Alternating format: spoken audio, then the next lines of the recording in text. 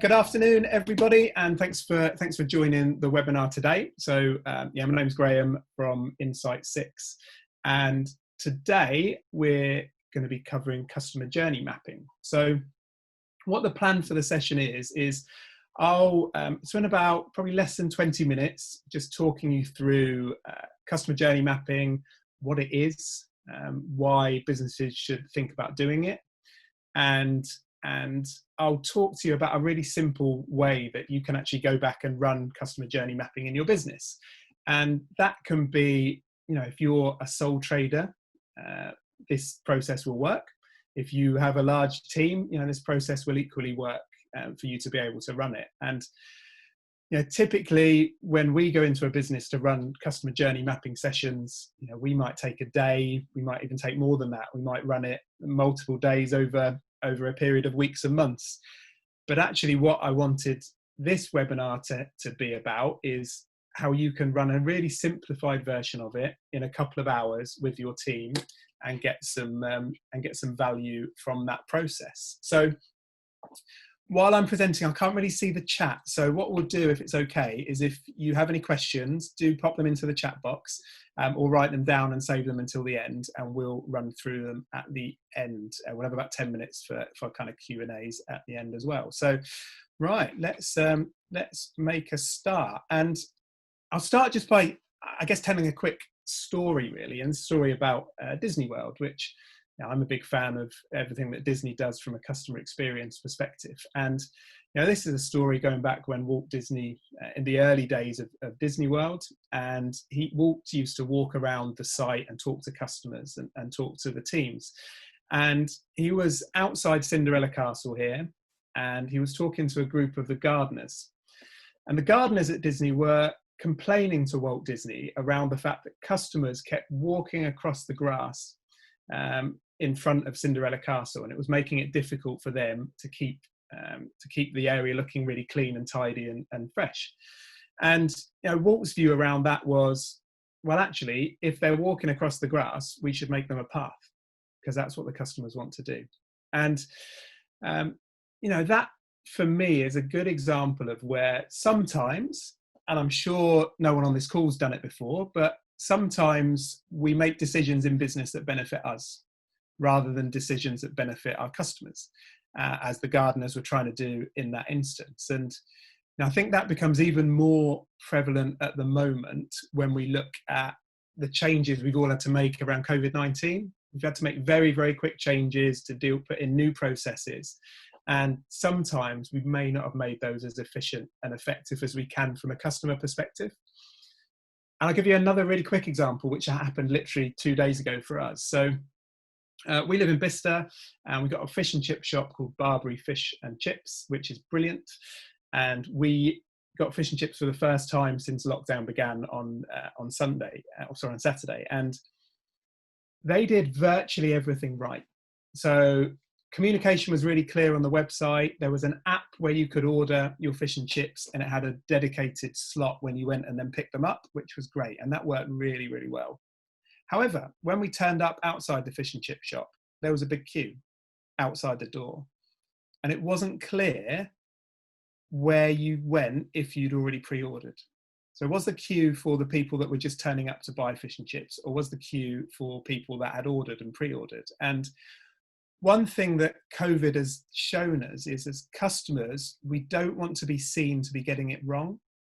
So my wife went to go and pick up the fish and chips, and she didn't want to then cut the queue to then feel that all of these eyes were looking at her because she maybe was doing the wrong thing. So, that's an example of where they've done everything right, but actually failed to look at it from the customer's perspective and maybe not got that final stage in the journey just quite right.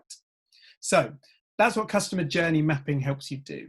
It helps you see your customer experience through the eyes of your customer. And if we talk about what it is, I think it's probably easier to first look at what it's not. And what customer journey mapping is not is this. It's not a detail-heavy process map. It's not something that gets printed out and stuck in a cupboard and never looked at again. It's not something that just gets put in a company handbook and kind of never really used. what customer journey mapping is a business tool. So the map itself is not the important part. It is a tool that you will use to help you identify and help you solve business challenges. And for example, that could be, it could help you identify what's causing friction for your customers. It could help you spot missed opportunities where you can really make the experience more efficient, effective, or memorable. As a process, it can drive team engagement. Getting your team together to talk about things through the eyes of your customer really, really helps. And we get the best feedback on our workshop sessions that include customer journey mapping. It can increase customer loyalty. It can increase referral business. And if you're a big business, it can really help you identify where that business is working in silos and how those silos can come together and be more effective. Because your customer doesn't care about these silos. They want a seamless customer experience. And these are 6 reasons as to why it works. So, as I say, the map creates a clear plan of action. It forces you to look at your business through the eyes of your customer. It's great for team engagement because it creates that shared understanding and vision around customer experience. Focus on the customer and how their differences impact on their needs. You unlock the causes of and solve problems. And if you do it with an independent facilitator, they keep you challenged on staying within the shoes of the customer. So why should you do it? And why is it important? And one of the main reasons is there's actually 3 dimensions of customer experience. Does something work? Was it easy for the customer or client or student, however you call them? And how did that experience make that customer feel? But actually those 3 areas aren't equal.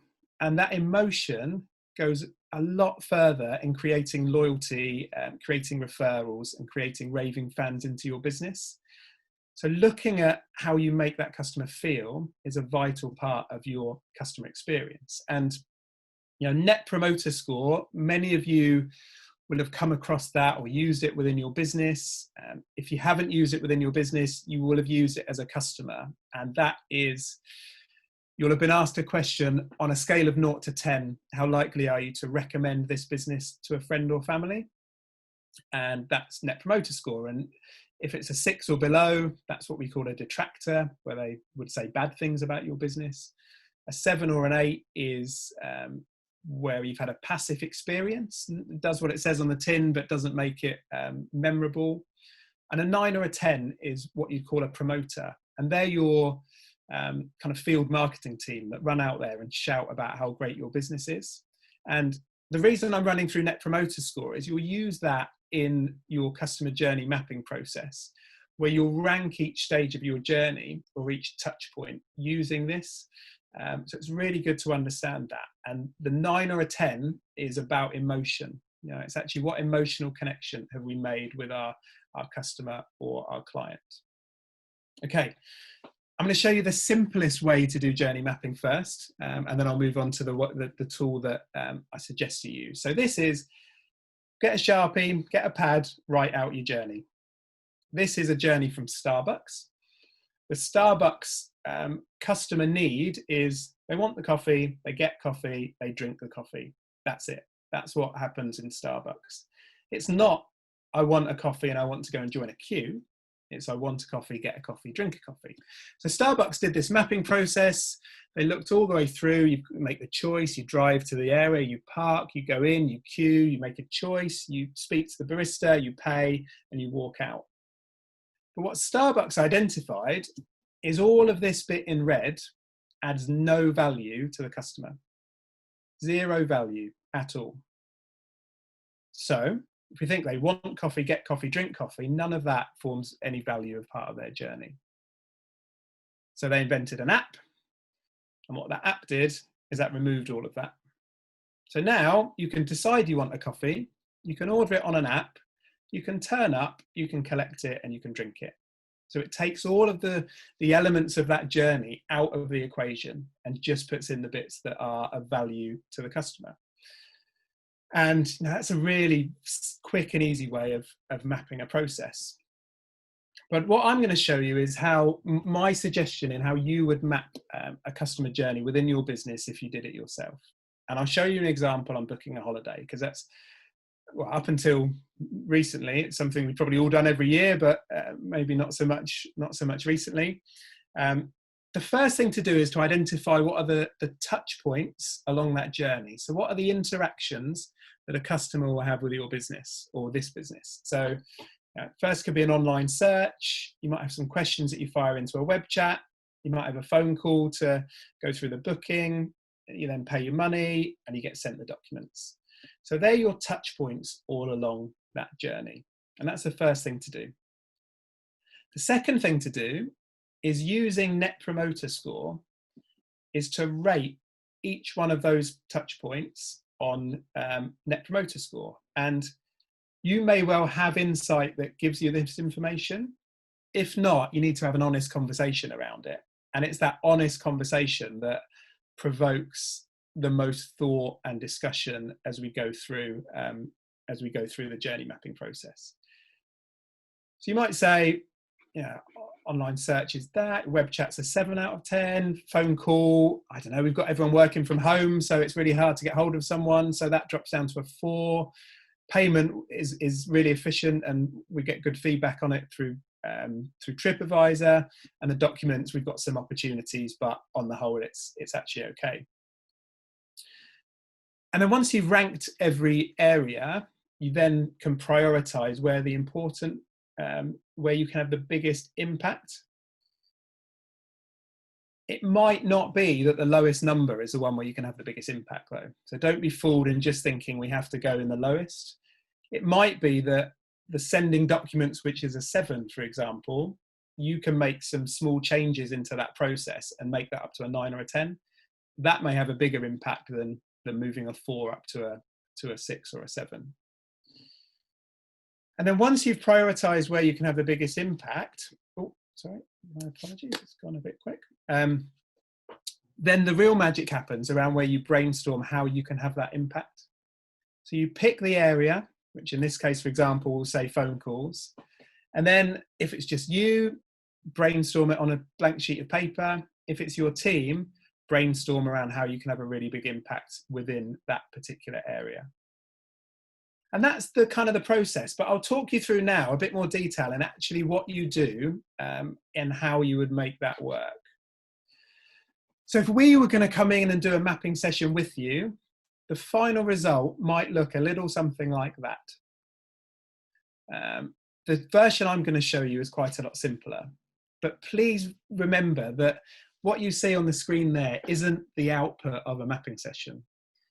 The output of a mapping session is an action plan with clear, defined actions to move your experience forward. That's what you're looking for. It's not the map, it's the actions that move your customer experience forward. So what do you need? You need some time. So probably need at least 2.5 hours to do this for one customer journey. You need your team, and you need that team, if you have a team, you need that team in an open mind. You need some flip chart paper and some post-it notes, ideally in different colours. Get those together and you are all set and ready to go. And there's 5 steps to that process. The first one I've not really talked about, and I ummed and ahed about putting this into the simple process, but I'll explain in a minute why creating a persona is actually a really crucial part of it. And then the rest of it, as I've said, define the touch points, discuss how the customer's feeling and why, rank on, prioritize on Net Promoter Score, and then brainstorm an action plan following that. Okay, so personas. What is a persona? A persona is one of your customers, who they are, what their motivations are, what their pain points are. If you have that information, if you're a big firm, you may well have done an exercise to identify your personas. If you haven't, just think about who your main customers are and create this character. And the reason we need a persona is it's about customer journey mapping is about getting into the shoes of your customer. You will create this persona, and then you will role play almost as this persona as you go through the journey mapping. It's not about you, and it's not about how easy the process is for you. It's about what is your customer or client doing as you go through this process. And as you can see here, we all see different things. So the character on the left, scene 4, could well be a representation of the business. The character on the right, scene 3, could well be a representation of the customer, and we see different things. 80% of businesses think they deliver a superior level of customer experience, but when you ask their customers, only 8% of them agree. So it's really important we get into the mindset of our customer. I'll probably jump, this is an example of a persona that we would create for a client, but it's really, really detailed. So I'll jump on in the interest of time just to this template, which I can send out if you pop your email into the chat box. Give them a name. If you've got a team, this can be quite fun because you can create an actual character, draw a picture of them, talk about what they would say as to being a customer of yours, and then think about what are their motivations for being a customer of yours. Why do they want to do business with you? What are their goals? What pain have they got that you can solve? And what emotions will they be feeling before you come into that? And the better a job you do with creating this persona, the easier it will be for you to play this character as you go through. And you can keep going back to it. Let's say we call this character Bob. What would Bob think at this point? What would Bob be feeling at this point in the journey? And bring that customer journey to life. Okay, so how do we map the journey? So as I said, there's 4 stages to this mapping section. Map out the touch points. Have a discussion around how the customer is feeling at each stage of the process and why. Rank it on Net Promoter Score, and then brainstorm how you move forward. That's the simplest process that we could think of. So it would start to look something like this. So imagine that white bit on the background is your sheet of flip chart paper, or flip chart paper that's been stuck together, maybe in 4 sheets. We go back to our holiday example, it would look something like that. If you're a law firm, it might still be online, speaking to receptionist, speaking to a solicitor, sent documents, follow-up call, for example. They might be the stages. And then, crucially, you'll have a conversation or think to yourselves around what is my customer feeling at each stage of this journey? And why are they feeling that way? So it could be they're excited because they're planning their holiday, but actually there's loads of options on the website, so they're really confused by some of the options. It might be that they're happy to have a chat option, but they know it's an AI chat bot, so they're not feeling valued, and so on. They're frustrated because they're on hold. They're annoyed by the wait. So really challenge yourself to think about how your customer's feeling through all of that journey. And that's the crucial part of it, is making sure that that you get into the mindset of the customer. Rank each one on Net Promoter Score, and rank it as an average, not what you could do on a good day, what you do on average for your customer. Think about staff sickness, holiday, what's the average experience that you deliver? And that's the stage where having an independent facilitator can be really useful, because particularly if you've got a team, certain team members responsible for the phone part may get quite defensive at this point and try and say that they're delivering a better experience. So you need to really challenge yourselves to be as honest and open as you can.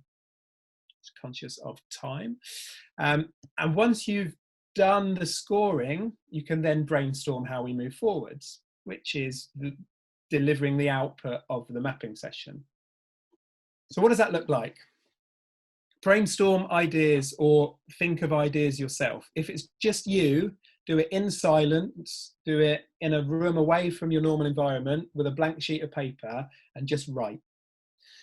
If you're in a team, silence can work really well to start off with. Give everyone 5 post-it notes and ask them to write 5 ideas. That way, your most junior team member can write what they think without worrying about what the boss might say about their idea. Don't self-edit at this point. So just how might we do this? How might we make this experience better? Often it's the craziest ideas that you can't deliver that then boil down into a really good idea that you can deliver. And then agree the actions and then measure the actions. And I'll skip over that quickly. And what that will then look like is you can then go back and put down, right, what are the key outputs and actions that we can come up with to move that particular area forward. Now, it might be that you just look at one. It might be you just look at that phone experience, for example, or it might be you brainstorm on all of them. It will be completely dependent on you as your team. But crucially, action plan it. We've got some very simple templates for this that you can use, or you may have your own action kind of planning documents that you use. They may form part of your management meeting structure. But plan, give accountability, and measure it. And track how it moves forward. And finally, just to give you a case study of some mapping that we did early part of last year at Durham Cathedral.